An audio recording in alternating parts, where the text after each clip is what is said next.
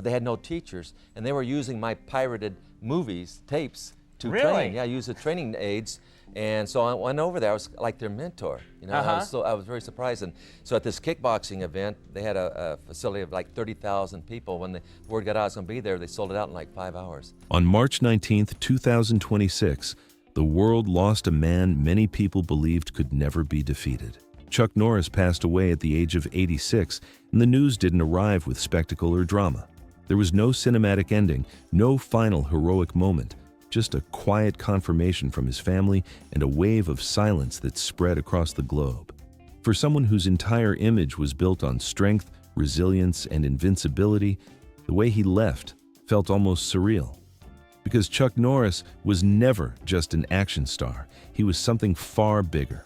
For decades, he existed in a space where reality and myth blurred together. His films made him famous, but the internet turned him into a legend. The Chuck Norris facts, the exaggerated stories, the endless jokes, they transformed him into a figure that felt untouchable.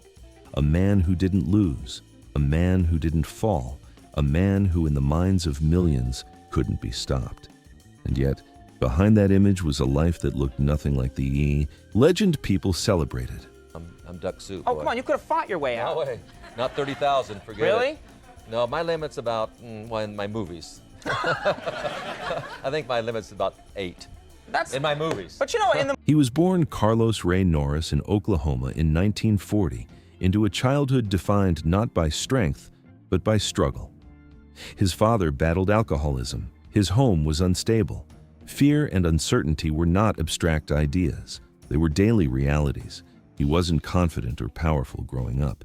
He was shy, often overlooked, and unsure of where he fit in the world. That contrast is what makes his story so powerful. Because everything people admired about him later, his discipline, his control, his strength, was built piece by piece in response to that early life. He didn't start as the man people believed in. He became him. After serving in the U.S. Air Force, he discovered martial arts, and that changed everything. It gave him structure. It gave him purpose. It gave him something he could control in a life that had once felt completely unpredictable. From there, he didn't just succeed, he dominated, becoming a champion and eventually transitioning into Hollywood, where he built an entire career on the image of quiet, unstoppable force. But even as the legend grew, the man himself remained private. In recent years, he stepped away from the spotlight more and more. Public appearances became rare, interviews were limited. And while fans continued to celebrate the myth, the reality was that Chuck Norris had already begun retreating into a quieter life long before his passing. And now, with his death confirmed, people are left facing something they never really had to before. The truth. That even someone who felt larger than life was still human. No official cause of death has been released, and that absence of detail has only added to the weight of the moment. Because when a figure like Chuck Norris leaves without explanation, it doesn't just feel like the end of a life, it feels like the end of an era. And for millions of people who grew up believing he was unbeatable, this is the first time they've had to accept that even legends don't last forever. No one ever heard that promise he made to himself as a boy, but it was the foundation of everything that followed. The hardships of Chuck Norris's childhood didn't disappear.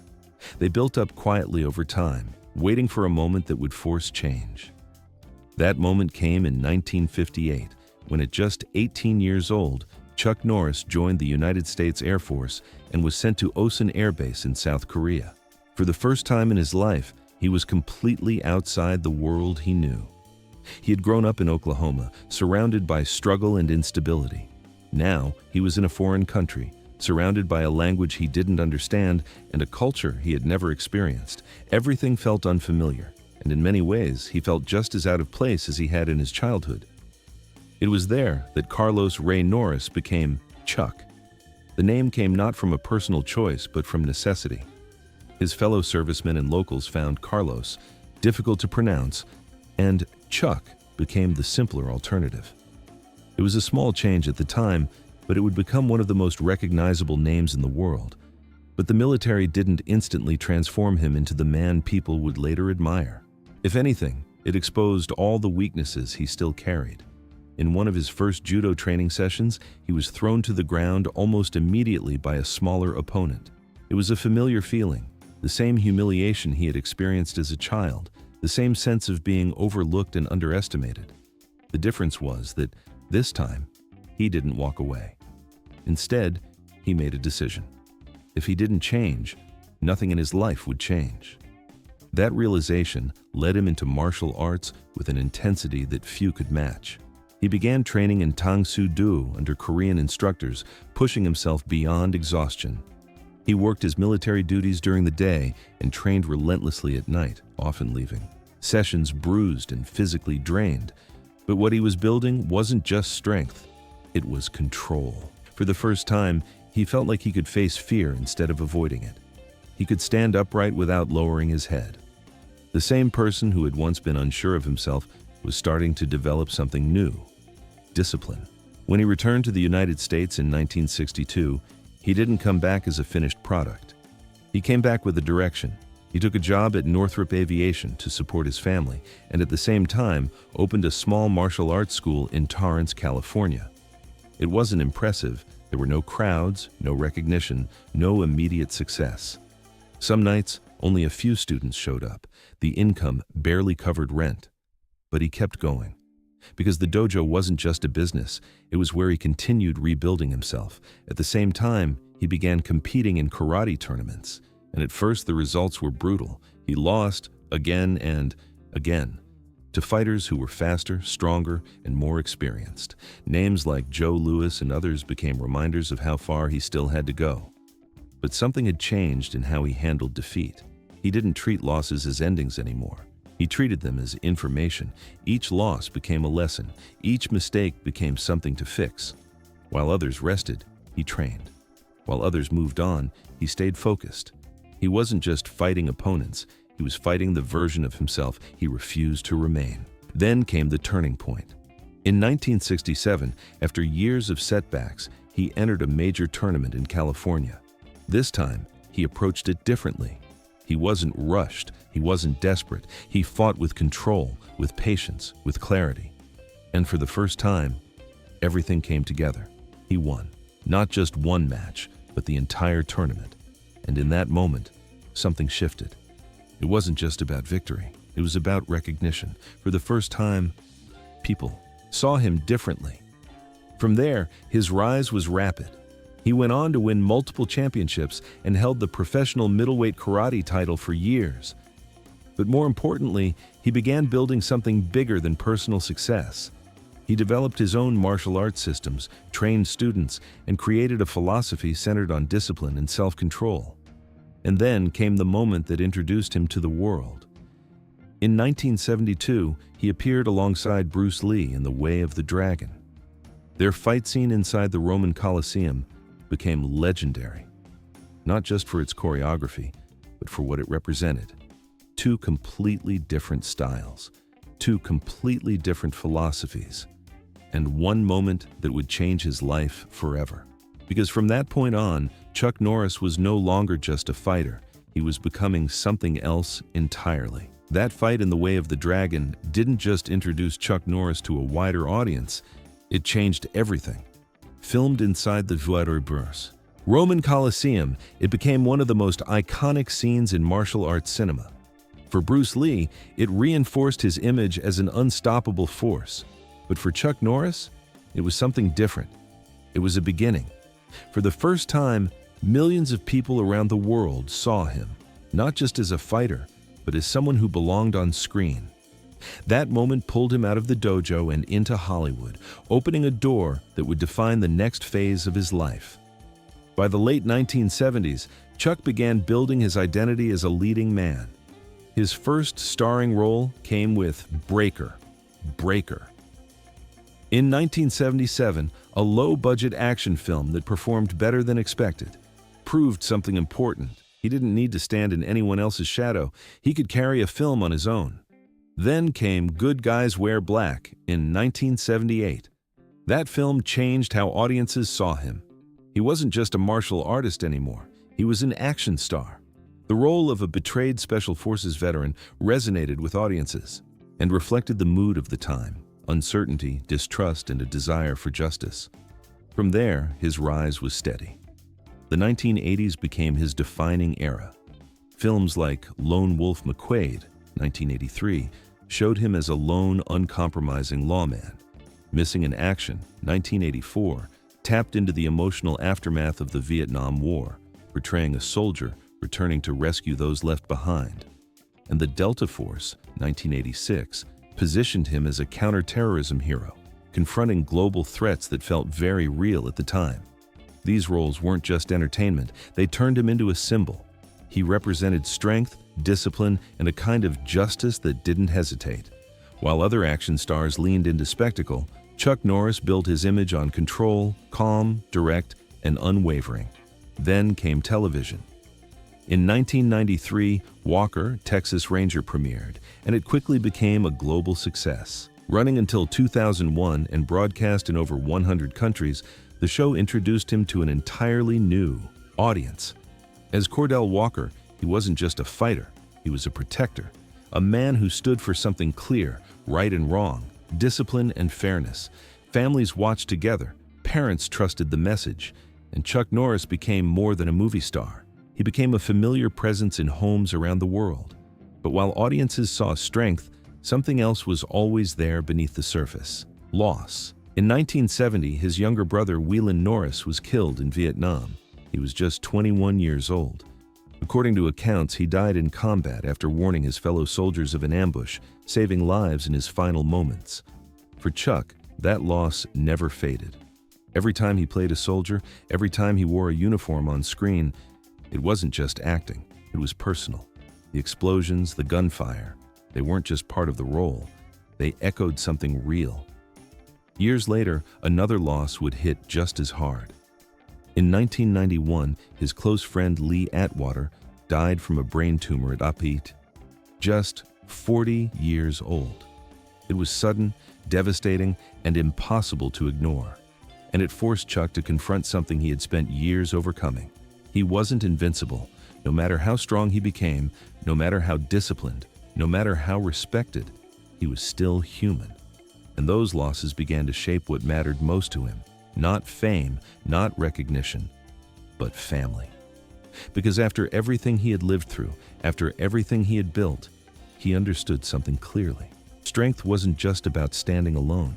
It was about holding on to the people you couldn't afford to lose. As Chuck Norris's career reached its peak, something else was quietly beginning to fall apart. Fame brought success, recognition, and opportunity, but it also created distance. What once started as short trips for tournaments turned into long stretches away from home. Film sets, promotional tours, and the constant demands of Hollywood began to consume more and more of his time. Home, life moved differently. His wife, Diane, carried the weight of raising their children while he built his career. She endured the long absences, the growing silence, and the emotional distance that fame often brings. From the outside, everything looked like success. But inside their home, something was slowly slipping. Chuck would return to applause and recognition, but in the quiet of the kitchen, in the routines of everyday life, there was a gap that success couldn't fill. And over time, that gap widened. Then came a truth that made things even more complicated. During his early military years, Chuck had a brief relationship that led to the birth of a daughter, Dina, in 1962. He didn't know about her existence for decades. It wasn't until years later, after his marriage had already begun to unravel, that she came forward. That moment forced him to confront a part of his past he had never faced. And for Diane, it was another fracture in a relationship already under strain. In 1988, after more than 30 years together, their marriage ended. For Chuck, it was not just a divorce, it was a realization. He had built a reputation as a man who could overcome anything, who could defeat any opponent. But this was different. This was a loss he couldn't fight his way out of. He later described it as one of the greatest failures of his life, not on screen, not in competition, but within his own family. For a time, it seemed like he had lost faith in love altogether. Then, unexpectedly, something changed. He met Gina O'Kelly. She was younger, had her own life experiences, and didn't approach him as a legend. She saw something else, a man carrying weight from years of pressure, loss, and responsibility. That connection mattered. In 1998, they married. It wasn't about rebuilding an image. It was about starting again. And this time, Chuck approached life differently. When their twins, Dakota and Danilee, were born in 2001, he was already in his 60s. But instead of stepping away, he leaned in. He slowed down. He spent more time at home, focusing on family life in a way he hadn't been able to before. The man known for action and intensity became something quieter, present, grounded, and deeply involved in everyday moments. For a while, it felt like balance, like he had finally found the life he had been searching for. Then, in 2013, everything changed again. After a routine MRI procedure, Gina began experiencing severe and unexplained symptoms. What followed was a long and difficult medical journey, later associated with complications from gadolinium contrast agents. Her health declined rapidly, and suddenly, Chuck found himself in a completely different fight, one he couldn't control. He stepped away from his career almost entirely. No films, no spotlight, no public appearances, just time spent at her side. He sought treatment options across the world, investing everything, time, energy, resources, into helping her recover. It wasn't about fame anymore. It wasn't about legacy. It was about love. The man who had spent decades portraying strength on screen was now facing something far more real. Not an opponent, not a scripted conflict, but uncertainty. And in that moment, strength took on a different meaning. It wasn't about winning. It was about staying, about showing up day after day, even when there was no clear outcome. That period changed how people saw him, not as an invincible figure, but as a husband who refused to walk away. Because in the end, the hardest battles he ever faced were not in arenas or on film sets. They were in quiet rooms, far from cameras, where strength wasn't measured by victory, but by endurance. As time went on, he became more than just an action star. He stepped into public conversations about politics, faith, and morality. Through writing and public appearances, he shared strong opinions that resonated with some and challenged others. He supported causes he believed in, spoke openly about his values, and stood firmly in his convictions. But with that visibility came division. Not everyone agreed with his views, and over the years, he became a figure who was both admired and criticized, depending on who was watching. That shift mattered, because it showed something deeper about him. He was never just playing a role. Whether on screen or off, he lived by a code he believed in, even when it brought backlash. And yet, away from the headlines and debates, his personal life told a quieter story. In his later years, Chuck chose a slower pace. Life at his ranch in Texas became his focus. Mornings were simple. Time with his wife, Gina. Light training to stay active.